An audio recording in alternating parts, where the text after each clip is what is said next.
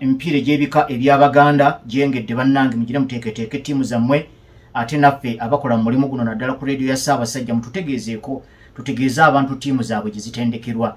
Nsembeyo okumanyako ng'oliyo olulangira training erina kubeera ku Mengo SS. Nasooka bawa n'amawulire era nga bwe gampeebwa twali tulina kutendekebwa mu Lubiri wano Mengo naye ate ndooza n'awajjamuko enkyukakyuka. Kati omulangira Hassan Waswa Mawanda ex International y'omu ku abo balowoozebwa okuba nti banaatendeka ttiimu yaffe ey'abalangira n'olwekyo tulindiridde okuwuliza. Naye nammwe ebika ebirala yonna gye mutendekerwa ekyo si kyama kyammwe ekika ky'abantu bangi mujje wano mulange owandiika buwandiisi kasi toteekako amannya go ne ekitiibwa ky'olina oba office gy'otwala mu kika ekyo naddala mu by'emizannyo ng'ojja oteekako ekika erinnya lyakyo gye mutendekerwa n'obudde n'ennaku ze mutendekerwa mu wiiki ng'oteeka wali ku reception ku CBS ne botateeka mu baasa ne botatwala simanyi typing simanyi gwewandiika mukono gw'oteekaawo tetujja bisangawo yenna ayitawo ng'ava mu department ya sports kiba kimukakatako okusoma ebintu ebyo n'olwekyo temubisirikira ng'ebyama mugira era kyekimu ndowooza kubiviiriddeko ne ttiimu zino ez'ebika obutafuna buwagizi bumala kubanga abantu bannannyini bika byabwe tebamanya bigenda mu maaso naddala okusingira ddala ku ttiimu zaabwe ez'omupiira ne Namboole temwamujjuza so ng'ebika byabadde bijjudde eyo mu kubaka netball so enkumaakuma ebulamu nnyo ne ku mitimbagano ebika byaffe tebettanidde nnyo mitimbagano so wandirowoozezza nti nno buli mukulu wa kika yandibadde alina ekibanja ku mutimbagano obanga ekika kyennyininyini kirina ekibanja n'abaamasaza nno bwe mutyo kubanga eriyo bannayuganda nga wano na zino radio tebaziwuliriza ate nga n'ennamba zaabwe eza simu tozimanyi naye nga ku mitimbagano eyo gye bali kati bwefuuka enneeyisa nti buli mukulu wa kika alina ekibanja ekimanyikiddwa ku gundi ku social media oba ku mutimbagano kitegeeza nti omwaka mulamba oyina okuba ng'oyinako ky'oteekayo buli lunaku ekikumaakuma abantu kuba sigamba nti nno ow'olugave ogezaako kukumaakuma bannakinsige nedda ow'olugave oyina kukumaakuma balugave n'owannakinsige akumakume abannakinsige osobola okuteekako buli lunaku ekintu ekipya ne bagaba amannya agatuumibwa ekika ekyo abaana bali ku social media eyo nga amannya yeeyita gonna mazungu nga kizibu n'okulowooza nti no yeddira lugave oba ntalaganya kati bali eyo tebamanyi namannya g'abannaabwe ge batuuma omwana omu bw'amanyako bannyina ne baganda bawaka amannya ge batuuma akoma ku ago abalala tabamanyi abalala tebamanyikiddwa bannayuganda abaliko abeeyita abaliko beenyumiririza nnyo mu kubuzaabuza identity zaabwe oli kasita afunayo erinnya eribuzaabuza nti si erumansi kuba erya lumansi liba limussa nnyo wansi kakati ng'afunayo lyawulira nti lyeririko bwe bati bwe batambula kati ate ndowooza beetoolodde nnyo ne ku bayimbi abo kuba kakati abayimbi be balinga abakutte society yaffe be bagikulembeddemu kati abayimbi era okujjako bano bamisa Kisemakula ba Mathias Walukagga ba Sophie Nantongo ba Geoffrey Lutaaya batono naye abalala bonna amannya gaabwe manyoolenyoole kakati bo bano abali eno wansi abakulemberwa mu society bo balowooza nti nno okunyoolanyola amannya n'obuza identity kyekisinga nga batambulira awo oluusi tebamanya na mirimu gigenda maaso mu bika byabwe tebamanya na mirimu gibagatta ku Ssaabasajja kakati bw'obanga otaddewo embeera eno ng'ogigenderedde n'oteekanga ku mutimbagano n'obulira ku mannya n'obulira ku mirimu n'obeerako ebintu by'oteekateekako ebiyinza okwatractinga abantu kati kikubeerera kyangu obbaga abannaye kyatugwera Namboole eriyo netibogala awo kiba kyangu kubanga baba bakutegedde nti nno gy'oli era n'abamu ku basiiwuusa empisa ebiseera ebyo nga bakozesa olulimi Oluganda ndowooza era bandibadde tusobola okuba identifyinga ne tumanya ebika mwe basibuka oba mwe bava kale kwegamba kintu ekyo kikulu nnyo ndowooza nti nno bajjajjaffe ensonga eyo mwandigirowoozezzaako naye tuwewuka nnyo ku mipiira egy'ebika nga tetujjula kakati emipiira gigulirwawo wankulukuku kapasite ekinene nnyo atuuza abantu 8 okujjako nga tuli ku mipiira gyanju enju ze zisobola okugamba nti enju z'abagondi 2 ze zitudde sayidi eri ez'abagondi 2 naye ekika ekiramba ne mubeera ebika 2 ebivuganya ku March ne mugwera Nakivubo eriyo ekika ekirimu abantu 2,000 kale kwegamba bino byonna tulina okubirowoozaako ne tubigirayo enteekateeka ennungi netulema kuwewuka kubanga abantu bananyini bika ebyo gye bali. Kakati nakana akadirisa ketulina wano ku CBS nti mujje mulange ebika byammwe gye biri, togenda kusasula naye nabyo temubikola. Kati awo tunagenda okuyingira wankulukuku nga abawagizi mulimu lukaaga. Abawagizi lukaaga ne weebuuza tiimu ebbiri ebika ebibiri waliwo ekika ekirimu abantu ebisatu. Kati ate nebyo ne ba Newtons nga bo baze kulaba bulabi ku match egenda maaso. Kati abo batuulawa.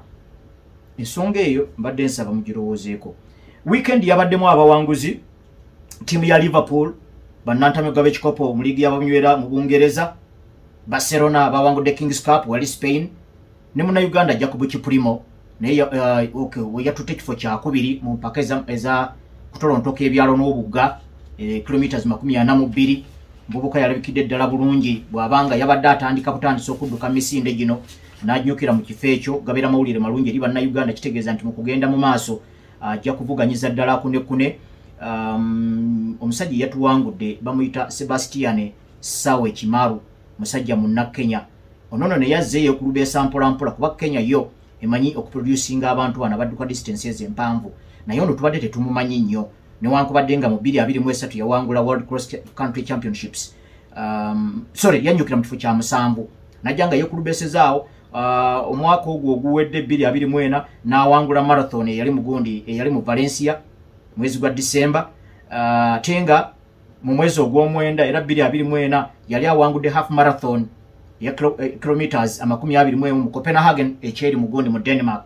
Naye Kiprimo naye yabadde agenda mu mpaka zino mulundi gwe ogusoose newankubadde nga mu mpaka endala abadde avuganya nga tumuwuliza nga bannayuganda nga tusanyuka. Yasooka agenda nga musaayi muto wa myaka 15 mu mpaka za Olympics ezali mu Rio de Janeiro mu Brazil 2016. Najja nanyukira mu kifo kya 3 naye kwogwo omulundi yadduka meters mutwalo n'agenda mu Olympics ezali e Tokyo n'awangula omudaali ogwa bronze era mu meters omutwalo mu 2021 naye nga yali amaze okutigomya bonna abamuvuganya mu World Half Marathon ezali mu Poland kubanga yawangulira omudaali ogwa zaabu. Kati omwaka ogwo oguwedde yabadde yakawangula omudaali ogwa zaabu mu mpaka eza World Cross Country Championship mu ggwanga lya Australia. Kakati wuuno bw'abanga asembedde mu London mu mpaka zino ezabadde mu London olunaku lwajjo najja nanyukira mu kifo ekyokubiri nga gundi yesoose mu full marathon muli olowooza nti no Jacob Kiprimo ku myaka 24 egy'obukulu alabika ebiseera bye eby'omu maaso wamma gwe bitangavu tongere kumusabira naye tulina okumuyozaayoza awo yakomye mpozi era mu kuyozaayoza Dennis Onyango Masinde goalkeeper wa timu ya Mamelodi Sundowns ne Steven Mukwara Dese asambira mu timu ya Simba nabo batuuse ku luzanyo lw'akamalirizo lw'empaka eza club empanguzi nga timu ya Simba ya Steven Mukwara batuuse mu mpaka eza CAF Confederations Cup ezeetawaamu abo ababawangudde ebikopo kati nga wano mu Uganda betulina Uganda Cup. Abo nabo bali mu kulindamu n'okutuuka butuuse ku final wekiba ku bannayuganda ago nago gabeera mawulire malungi. Dennis Onyango Masinde timu ye ya Mamelodi Sundowns bagenda kuzanya Pyramids. Eno Pyramids yali mu gundi omulenzi Abdul Mara bwe yava wano n'akuba omupiira ogwali omungi ennyo mu mpaka za AFCON juzi n'agenda ayita ku kisajja kino Arthur Maswako ekya West Ham. Pyramid n'emutwala naye yatuuka ebintu bitagenda bulungi nnyo. Muli olowooza nti nno fine yanditunyumidde nga Abdul Mala ali eno ng'eri Dennis Onyango yali eri naye ekyo nga bannayuganda kituwa essuubi nti abavubuka bano batambudde mu kujjako kye tubanja Steven Mukwara kwe kuteeka omukululo ogw'enkalakkalira nga gwa muzinzi ku ttiimu y'eggwanga nga Dennis Onyango bw'akoze. Kale kye tujja okumubanja Steven Mukwara taazanya mu bifo bino ebyeno mu maaso eby'okulumba naye ttiimu ye ya Simba egenda kuzanya RS Berkane ate nga ye ttiimu ya Mamelodi Sundowns egenda kuzanya ttiimu ya Pyramids. Katubasabira abavubuka abafaabo nabo basobole okubaako kye bavaayo nakyo. Clubs endala mu mawanga getugo mpozi abo bekwese kale Dennis Onyango ne Steven Mukwara we batuuseeko ndooza oyinza ku muteeko ogwo oyinza n'okuteeka Manchester City kubanga nabo batuuse butuusi ku final ez'ekikopo ekya FA Cup. Omanyi weekend babadde balina engeri gye bagigabanyeemu nga clubs ezigezaako okuyiiya ebikopo cup tournaments nga ze ziba zinyiriza season zaazo ebintu no tebyazikaluubiridde kubanga bw'oba omanyiko ku Inter Milan ne Chelsea ne Arsenal ne Man U ne Tottenham Hotspur ne Barcelona abo lwakuba yo Barcelona enjawulo gy'erinamu yeyokuba nti bawangudde ekikopo ekya Kings Cup oba Copa del Rey bagiwangudde bakyalimu mu Champions League ate ne La Liga bavuganyiza ddala nnyo nnyo era nga bayinza okuwangula treble singa banaabanga beeyisizza nga babadde beeyisa so far mu season eno. Naye abalala bonna abagezaako okutunuulira nti cup tournaments ziyinza okunyiriza seasoni zaabwe abasinga nno tebagutuddemu. PSG yagutuddemu, abasajja ba Nice bagikubidde nawaka golo 3-1 kuba nti yo PSG mu ligi y'ekibinja ky'abanywera giwangula dda. AS Roma eri awo mu kutitibana yeetegekera Barcelona mu mpaka eza Champions League semi-final ate AS Roma tiyagirumbye waka n'egitujja omupiira mu kifuba. Okujja kompozi Chelsea yo yawangudde bawangudde tiimu ya Everton goli yabaddemu ku bwereere. Naye abalala bonna Arsenal bagwa maliri juzi 2-2 Crystal Palace batunulidde Champions League. Man United bagudde maliri emwemu batunulidde Europa. Spurs kataba gitire mu byemizanyo ku Anfield bagikubye omukono. Kale kegamba sajja bano gye weekend bote boyinza gitunulira. Yo gondi Man City ye kikopo yali yakisuulawo dda jo do yakiwaddeyo mu butongole naye yali yakisuulayo dda kubanga Liverpool yabakuba home and away okuba tuniru okubategeeza nti bakulu guno omudaala kati muneneko. Eyali omumyuka wa Liverpool ye Arsenal yajja akabonero ku Etihad Stadium nesooke kuba Man City omukono mulamba okukutegeeza nti anti gundi sebo semberako eri ffe tulina okubeera wano ku mwanjo. So kakati Man City jo luyakakasizza nti ekikopo basajja batu kyagenze kati mu kugenda ne Arsenal nayo nekikkiriza eyali atunulira Liverpool ogezaako okulemesa. Kati awo yo Man City mu kwewogomako eno tekyagigendedde bubi kubanga bakubye tiimu ya Nottingham Forest golo 2 ku bwereere bwe batu ne besoga final.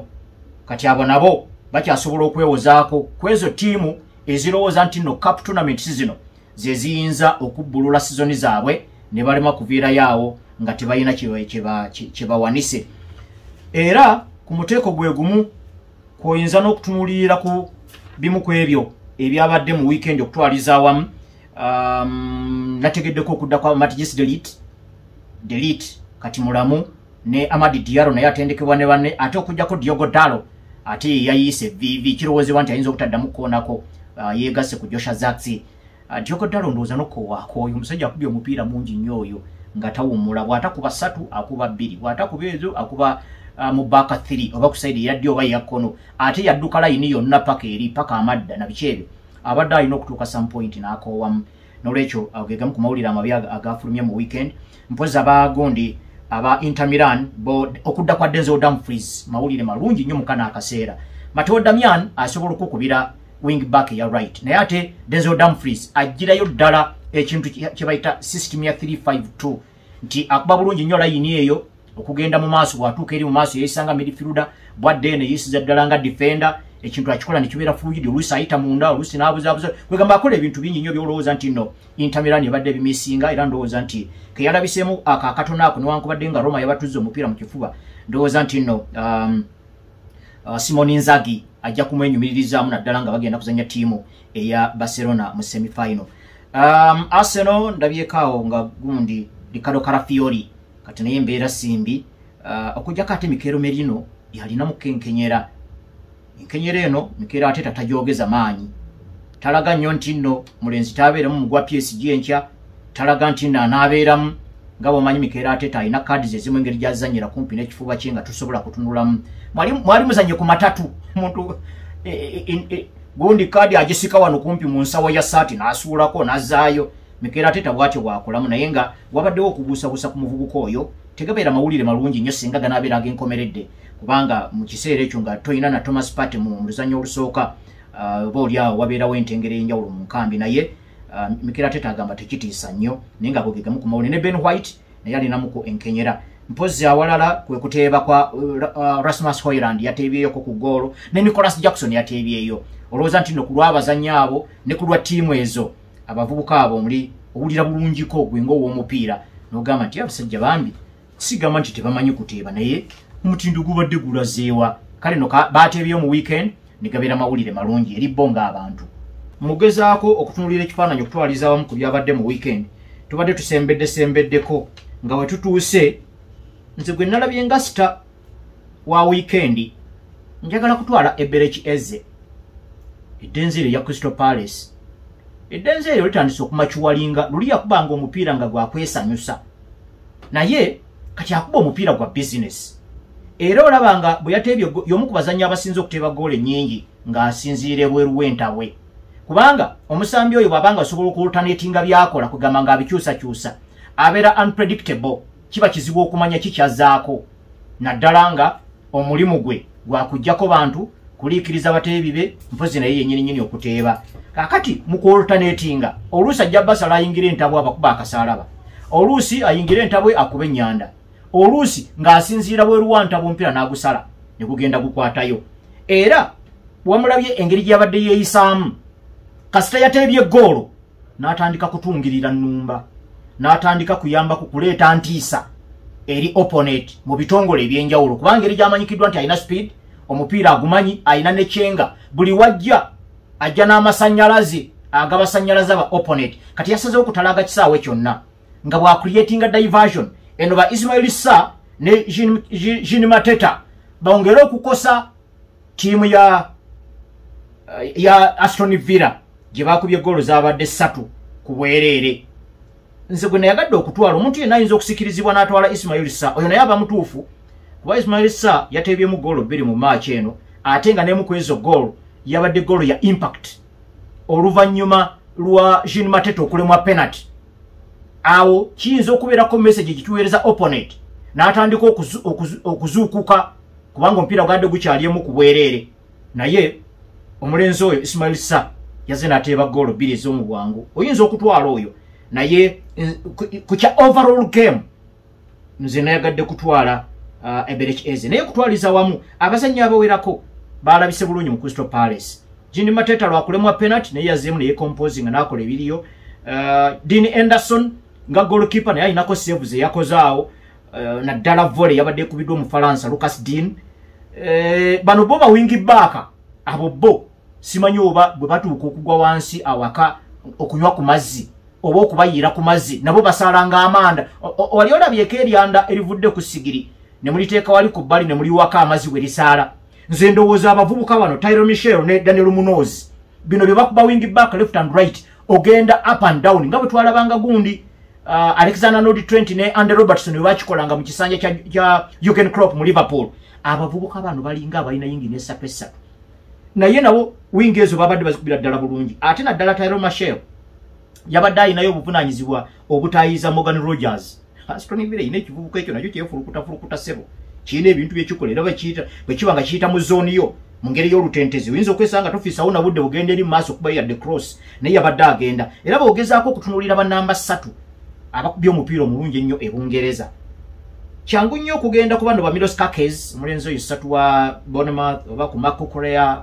wa Mavili wa Liverpool oba Destiny Udogi wa Tottenham Hotspur naye omulenzi oyo naye 3 agikubye bulungi Tyrone Michel emirimu gyonna egyetaagisa wing back abadde agikolera ddala bulungi ne gundi ne Daichi Kamada nabadde simusuubidde kutandika mu central axis nga Will Hughes ne Jefferson Lemanga bali ku benchi kunze yabadde surprise ngeri gye mbadde ngoberera mu tiimu eno naye tiyelabise bubi actually yabadde akoze na assist lwakuba nti gundi yasaaze Ismail Sarr yabadde avayo ne hat-trick mu match eyo naye omupiira ogwo yagusaagiddemu naye bambikadde kamusaavinze bulungi naye nga ne overall game yaako yabadde erabise bulungi naye ze ku lwange ndowooza nti nno omulenzi oyo gundi Eberechi Eze singa oŋŋambye kulondayo omu yekka ku bonna mu weekend nabadde ntwala oyo.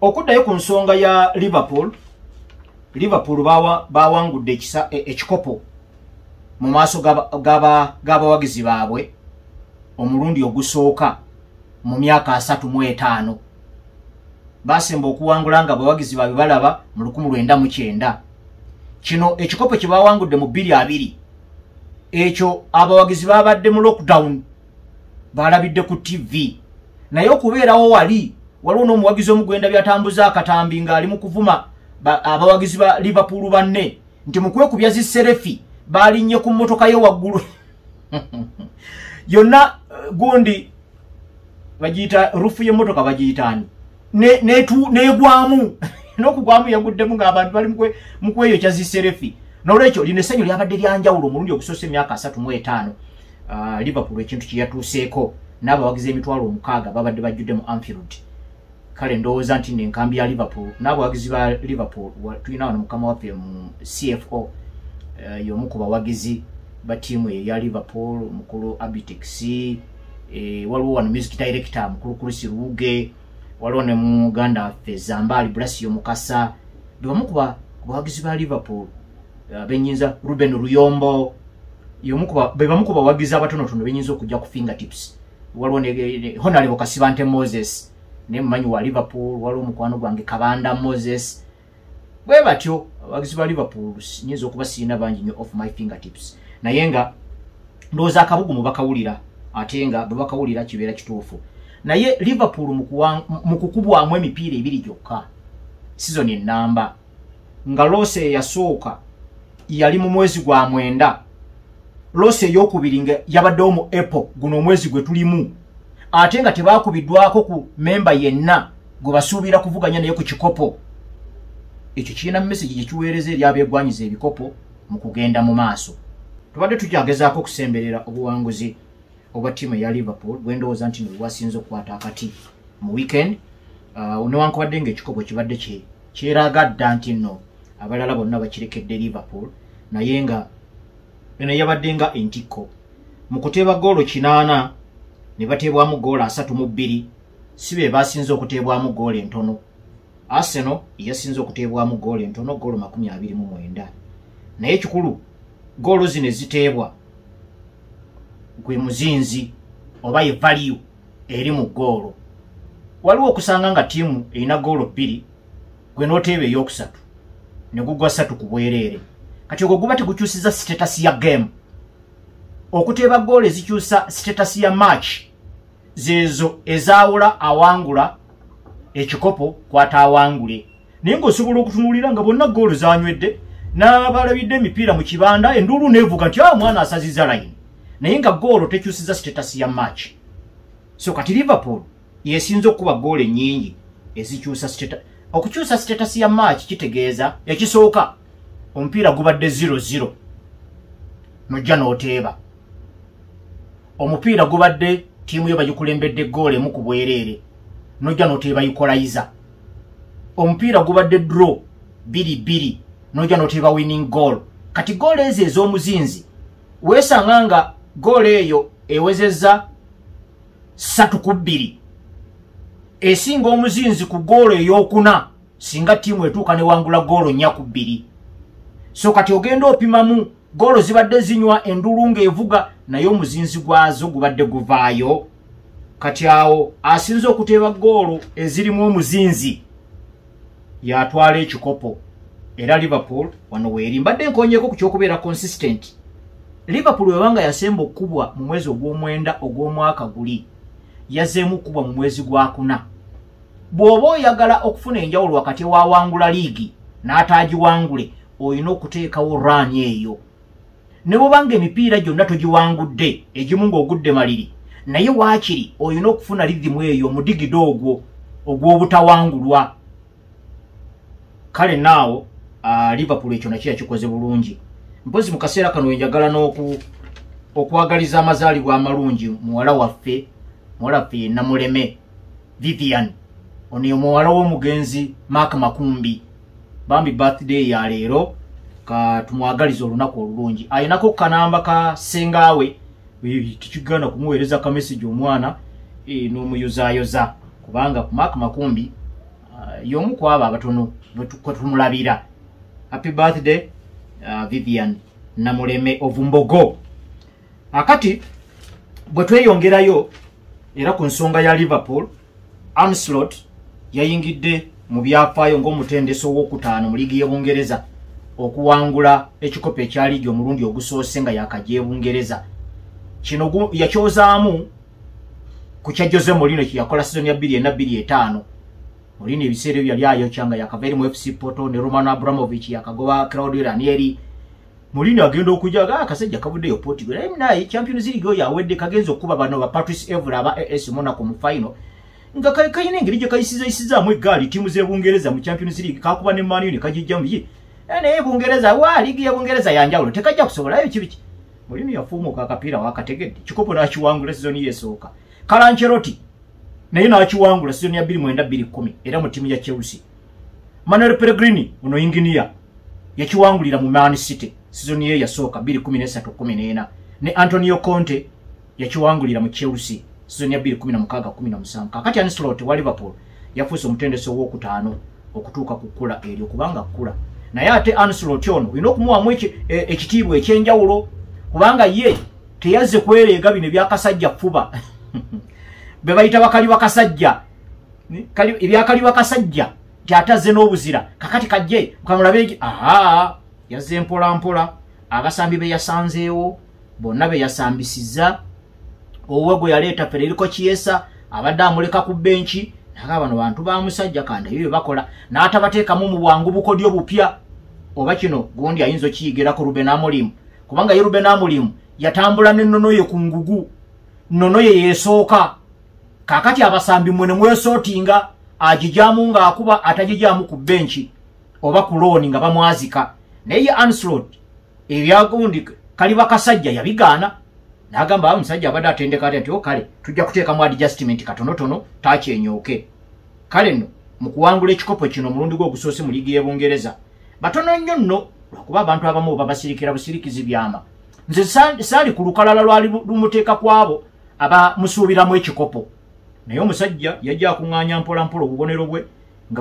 abantu bwe bazalawa baga waalimba era ajja kutuuka agire ng'agira ng'agenda ate Nottingham Forest ke yamukubira ku Anfield mu mupiira ogwokutaano atandise kazi omusajja asimba makanda ekikopo najja n'akitwala era records nyingi nnyo ziyamenyawo n'ateekawo ezize na bino byonna ebyokuwangula emipiira esatu egisooka mu liigi y'Ebungereza ng'oli mupya bino tebibadde egiddiringana bino tebibadde bya bulijjo ojja kubisanga mu Goran Eriksson ng'atendeka Man City ne Jose Mourinho era mu Chelsea eya 2-4 ate omulabira ezimu ku nnyingo ezikoze omusajja ono oba n'emirimu gy'akoze abadde teyemotya mukola substitute ze ezisinga obungi zibadde zikola impact kitegeeza ayinako omulimu gwakola gwe tutalaba ku touchline abazannyi bano mu kifo ky'okutuula ku benchi okuzimba omutima ate gundi ansookamu atya kakati manager alabika ayagala bali badaachi banne biki abeera okwo n'akukkiriza okusoma omuzannyo nga naawe olina freedom eyo ekkiririza mu kutuula ku bench at a particular moment kubanga yakiragirawo ku match day 1 Liverpool yasabula tiimu eno ya Ipswich Town goal 2 ku bwereere wini eyo teyajja mu ngeri ya bwangu Ipswich yali etandise bakubamu omupiira ogwo omuwanvu jukira Jarero Kwanza Musayi Muto yali asoose mu center back ne Virgil van Dijk mu half time teyamuze agamulenzi kine mpira muwanvu tojja kusobola n'aleeterawo Ibrahima Konate era partnership ya Ibrahima Konate ne Virgil van Dijk egenda okukwatagana bweti emipiira ejaddako 12 bateebwamu goolo 8 ng'olwo omukulu amaze okukkiriza nti awo omupiira guno omuwanvu yanga tajja kusobola naye ate Liverpool okusumulukukawo bakubamu goolo ennyingi goolo ez'essatu zebagwa amaliri n'ettiimu ya Newcastle waliwo ne goolo zebakuba Spurs zaali 6 naye Liverpool bagiteebamu goolo 3 ekyo kyakwatagana n'obutabawo kwa Ibrahima Konate bwe yalwala mu mwezi ogwa December nekiraga nti nno naye yatungirirawo Central Defence Partnership ey'abazannyi abo ababiri okufaananako nga Gabriel Magalhaes bw'abadde alabika ne William Saliba eno nno message ndowooza ejjagendako eno ewa gundi ewa Man United partnership kyeriwo gy'ogamba nti eno tekyuka okumala emipiira egiddiringana 7 oba 10 kale eyinza okukyuka olw'obuvune naye singa babeerawo era oluusi obalaba nga babadde ekintu bakikubye bulungi ate nga bali ku bench ate jjukira United yo tezanyisa ba Central Defenders babiri bakubisa basatu lumu kati abazannyi abo okufuna empuliziganya kubanga ngero Muganda bwagamba nti ababiri babibira ensonga naye abasatu basatulula kakati abasatu bano oyinza batungiriramu otya partnership n'empuliziganya ngate owokusatu juzi yavuddeko ne kuddako oli ate wana babakomawo atono nasooka atula atoli najira ate babatereramu atoli naddayo ku benchi ate omulala n'agenda ku injala ate kegamba ebyo byonna bino okubeeramu ekyokuyiga eri tiimu ezaagala okugenda mu maaso naddala obutalowooza nti nno ekintu kya sizoni emu mpira gukyagenda mu maaso ne sizoni ejja gujja kubeerawo.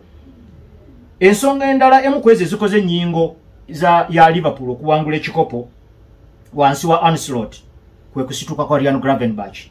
Ryan Gravenberch omukulu gundi Jurgen Klopp yamugula ng'amujja mu Bayern Munich. Naye yali amuleetera mu kifaananyi kya Fabinho. Naye nga football IQ eya Fabinho yaliko ko waggulu ku ya Gravenberch era omusajja watunga atuula ku bench nga kwava n'akola. Naye omukulu ono alina engeri gy'ataddemu okwekkiririza mu Gravenberch season egenza okutuuka wakati ng'akyatuuzika ku bench nga y'omu ku bonna ntakwatwako mweno team.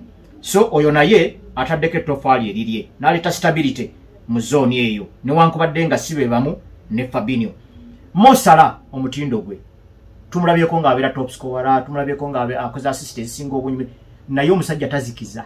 Obutazikiza kyokka ne mu season eno ng'agenda kuweza myaka 33 mu mwezi gwa September. Obutazikiza kyokka eryo ttofaali alitadde ku Liverpool. Goolo atebye goolo 28 n'akola assist 18. Kitegeeza ku goolo za Liverpool 75 yeetebye mu 58%. Kakati oba omwogerako kyekirala ndoze teyetaaga nakuddamu kukubaganyako birowoozo ataddeko ettofaali. Era omupiira tegujja kwerabira n'abawagizi aba Liverpool tebajja kwerabira ttofaali eryatekebwako goalkeeper, backup goalkeeper Kaumen Kereha. Ekiseera Alisson Ramsey-Becker we yalwalira Liverpool yandibadde strugglinga naye omuvubuka yayimirirawo n'awanika omukono nti wendi. Emipiira 11 miramba 7 kujonga ja Premier League. Era Liverpool yawangulako emipiira 5 nekola ne draw 2. Oluusi nga yakola save. Naye tiimu ejjudde basiniya nga ba Van Dijk bwe bamanya nti no goalkeeper aliyo si oyo wa bulijjo, bamanya nti no opponent ajja kumunyomerera buli kiseera abeere nga loadinga y'emipiira ng'ayiikiriza. Kakati wabeerawo n'okwesitula okwenjawulo mu neeyisa ya tiimu okutwaliza awamu nga terina mupiira kubanga bamanyi balina kibaprotectinga. Kyolowooza nti n'ekyo eyo luxury gundi tagirina Alisson kubanga ye senior asobola okwerwanirira. Naye omuvubuka oyo alabika bulungi. Bw'otunira ba backup goalkeepers ku tiimu ez'enjawulo oyinza kulaba ndowooza Lucas Fabianski abadde talabika bubi nnyo mu ttiimu ya West Ham. Stefan Ortega naye abadde agezaagezaako mu ttiimu ya Man City. Naye bano abalala mwalabye gundi Aiteo Bayindi bwe yazzeeko mu ttiimu ya Man U okuyamba kuwona naye atandise mupiira guwaba Newcastle. Abalala bonna nga ba backup goalkeepers badde tebalabise bulungi nnyo bagerageranya Kaumen Kereha. Kale oyo naye yataddeko ettofaali. Ate nno yagaana n'okuteebwamu ku mipiira emizito. Liverpool yakuba Man City 2-0 bwe yawangula Real Madrid ku Anfield, bwe bazanya RB Leipzig, bwe bazanya Aston Villa, ne bazanya Bayer Leverkusen. Asajja kalagira ddala ne kakalube gumba ne kagamba toyita wano. Kakati ennyinga endala emu kwezi ezaakoze Liverpool okuwangula ekikopo. Omutendesi Ancelotti ye yasoose mu byafaayo bya Liverpool okuwangulira ku Old Trafford nga gwe mulundi gwe ogusoose. Omuntu yenna asobogamba nti eno maani era gy'obadde osobola okuba naye sebo si kya bulijjo. Ttiimu ezo zirinako entengero ey'enjawulo gye ziwa nene zinnaazo. Omwami ono balumba Liverpool, balumba Man U ne bajuwujja 3 ku bwerere mu September. Kyokka nga waayitawo ennaku mbale bubazi nga balina okuzannya Chelsea. Kale ate Chelsea eyo yali yanjawulomu, yali yakatungirira emipiira 7 ng'ewanguddeko 5 egudde bugimalira emipiira 2. Era omupiira ogwo gwalimu olusiitaana kuula amalungi nagwo osobola okuguteeka ku muteeko gw'egyo egisazeewo Liverpool ewangula ekikopo mu kano akaseera. Era Liverpool yaluma n'ogwengula okuwangula omupiira ogwo goolo zaali 2-1. Okoyinza n'okuteekako draw abasajja bano gye bajja ku Arsenal kubanga era waayitawo kabanga katono nga baakamala okuzannya gundi Chelsea nga balina okukyalira Arsenal. Arsenal yebadde ewanise ku mukono ebungereza nti yevuganya ku kikopo sizoni 2 eziddiringana n'olwekyo obanga ogenda kubakyalira obeeramu akantu nga omusajja sijja kumala gasaatuuka. ate bagenda okutuuka eyo Arsenal n'ebeesooka era goal ze bagwa amaliri 2-2 Liverpool yali evaako mabega. Game plan ya Ancelotti yali reactionary nti bagenda kulinda Arsenal kyekola bo bakizikize oba bakinogere eddagala era ku 1-0 Gondi yakuba equalizer Virgil van Dijk ne babongera Arsenal ne kuba goal number 2 guba gugwa Mo Salah nakuba equalizer eyo nayo draw osobola ogiteekako nti lemu ku tofaali waliwo emipiira egiwerako nga Liverpool yali egenda kusuula bubonero okugeza mu mwezi gwa November ne December Brighton and Hove yali batwalako bonna era mupiira gwakonera ku goal emu ku bwerere nga Brighton yekulembedde okutuusa Cody Gakpo olwakuba equalizer Mo Salah n'abakutula ng'ebuli dakiika 3 mwe bakubira goal ezo obubonero bwali bugenze naye ate ogenda okumagamagako okulingizaako mu nkambi ya Arsenal bo baaliko mu kaseera ke kamu nga bakakubwa Newcastle nga ne Man City ekubiddwa timu ya Bournemouth kati awo ekikopo eryo tofaali awo oliraba era Liverpool kwe kusigala ku top of the table awo bagendera ku top of the table tebaddamu kudda mabega oluvannyuma lw'okufuna n'okuluma ogw'engulu okuwangula Brighton and Hove mu kaseera ke kamu nga Arsenal ekubiddwa ne Man City ng'ekubiddwa. Waliwo ne Southampton ino nayo yali egaanyi. Southampton yali egaanyi era Mo Salah yagira n'abakutula goal 2 mu second half. Olwo ne bateekawo gap ku Arsenal ya points 8 mulamba ne baddukiraawo. Ne Fulham yali yeefulukutira ku Anfield awo kateetwala obusatu. Naye era Diogo Jota ne Cody Gakpo ne bajja ne bateeba goal 2. Jukira Andy Robertson yali yafunye red card mu dakiika 17. Ogwo nagwo omupiira gwakoze tofaali ddene kati kwoteeka Darwin Nunez bwe yava ku bench kuba 2-25 yali tatandise bulungi. Emipiira egyasooka ena Liverpool yali ewanguddeyo just 1-0 omupiira gwe bakuba Gondi Accrington Stanley mu FA Cup. Omutindo gwali si mulungi abantu bano bagamba kabakubye koona banaawulira ayo kibiki naye Darwin Nunez okuva ku bench nga Brentford yegaanyi nga Liverpool yakubye shots eziwera ddala 37 kati kuliko goal. Darwin Nunez yava ku bench nakuba goal ez'omugaso 2. Ogwo nagwo olabe tofaali eryo kakati emipiira 5 mu nnaku 15 awe wali akavuyo mu mipiira egyo 5 oyinamu Man City oyinamu Newcastle oyinamu okukyalira Aston Villa nga batunula ebikalu naye era Liverpool yagenda kuŋŋaanya awo ne kuŋŋaanya Man City ne gikuba omulamba ne gyakabonero ku Villa Park ne kuba Newcastle 2-0 kati ate bano abavuganya nga bwe bayiike vivi mpola. Ezo ze zimu ku nnyingo ennene z'endowooza ezikoze Liverpool ewangula ekikopo okugigeraageranya kwabo ababadde bavuganya. Katukome wano mwebale kugoberera ensonga endala tunaaziraba enkya. Nze Romance David awangaale Ssaabasajja.